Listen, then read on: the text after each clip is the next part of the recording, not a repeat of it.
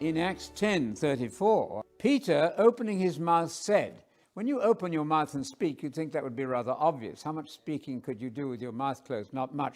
It simply means a solemn discourse. In the Sermon on the Mount, it says that Jesus opened his mouth and said. He's the new Moses who goes up on a mountain and gives the new covenant Torah. And people are all confused about what is old and new Torah. That doesn't need to happen.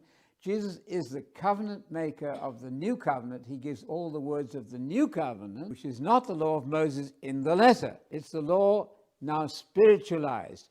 You don't have to keep the Sabbath on Saturday anymore. You keep the Sabbath every day because Jesus is your Passover. You don't have to keep the Passover once a year only, but Jesus is your Passover. There's a whole elevation in music. You know, we think of elevation when you graduate, modulate into a new key. You get this sense of lift. That's precisely the new covenant, the new contract, I would say, as distinct from the old. Over in Acts 10 then, Peter opening his mouth, 10:34 of Acts. I most certainly understand now that God is not one to show partiality. As somewhere it says, God is not a respecter of persons. And the child in the Sunday school thought, well, God hates everybody. No, that's not what is meant there. He's not a respecter of persons. He treats us all equally as humans. That's wonderful. Verse 35 of Acts 10.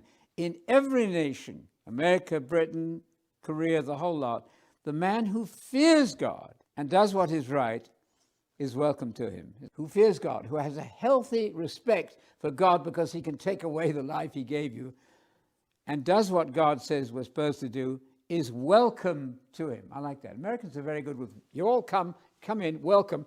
This is a very friendly group. Well, God is very friendly to those who fear God.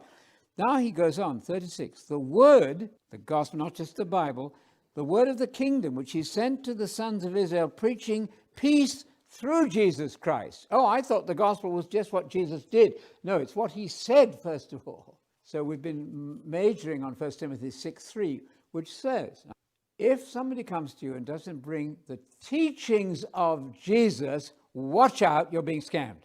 Because the voice from heaven said, this is my son, listen to him. That's the Shema, right? Pay attention first to the words of Jesus and later to the words of Paul. So you yourselves, in verse 37 of Acts 10, you know the event which took place throughout all Judea, starting from Galilee, after the baptism which John proclaimed. So John is the beginning of the new era. The law and the prophets, Luke 16:16, the law and the prophets were until John the Baptist. John the Baptist, the most important man ever, introduces the even greater man, the Messiah.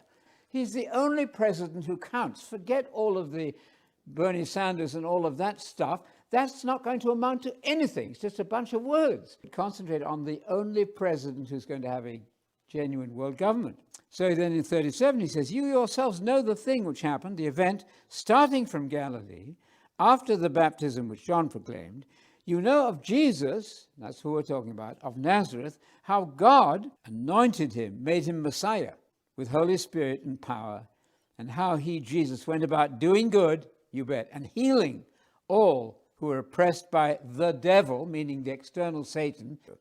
Anyway, you see then in Acts 10 that Jesus preached the gospel of peace. That's wonderful. Same as the gospel of the kingdom. That is exciting news to me. Can you imagine telling a person, don't build that tank, put that gun down, you are not going to kill a person ever again? Wouldn't you like that power? You are going to have that power.